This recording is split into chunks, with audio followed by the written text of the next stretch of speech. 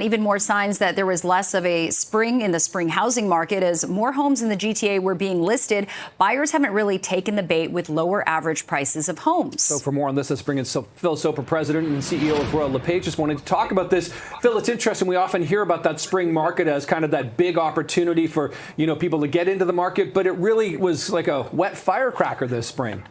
Yeah, no, that spring didn't spring.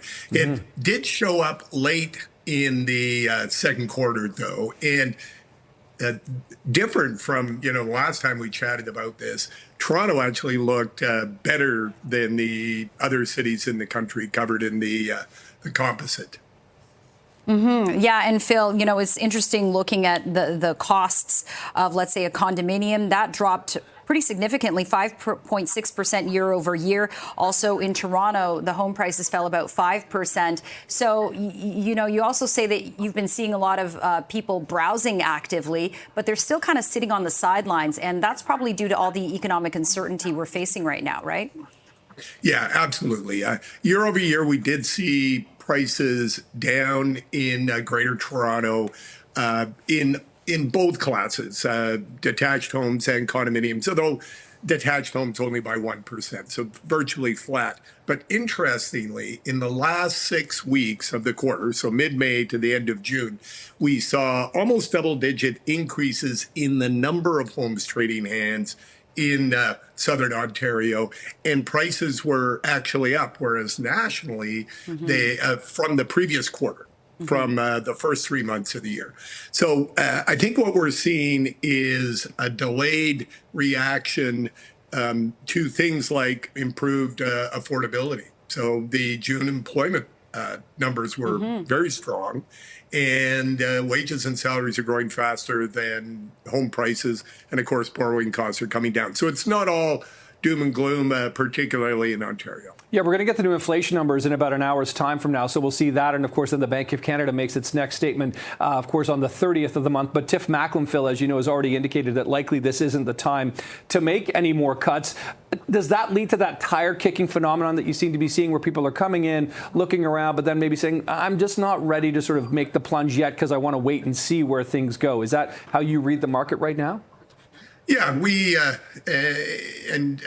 three of us talked about this maybe 4 or 5 weeks ago when we released a study on intent and what's exactly going on here.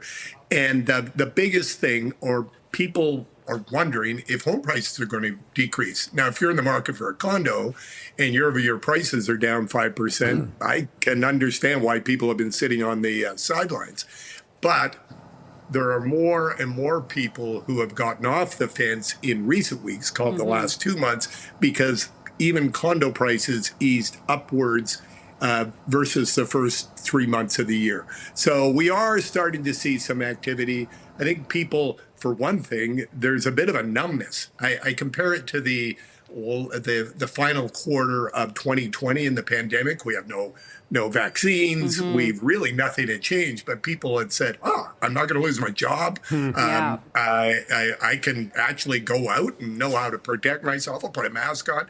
And we saw that big bump in housing activity into 2021 without any real changes. So I'm starting to see some of that relative to the Trump tantrums. Yeah, and perhaps, a small group of people who don't want to sit on the sidelines, they think, okay, I can take advantage of this subdued activity right now and avoid some of the bidding wars we've seen in years prior.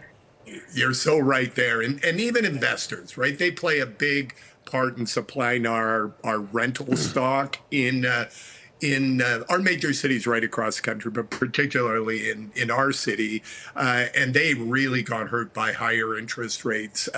And of course, with rates down and the price of actual condominiums down, we're seeing some activity in the investment space as well. Okay, we'll watch and see. And probably the next time we talk, Phil, we will have heard officially from Tiff Macklem, the head of the Bank of Canada. So we'll see how that changes things. Phil Soper is the president and CEO of Royal LePage. Always appreciate this, Phil. Thanks. Thank you, Phil.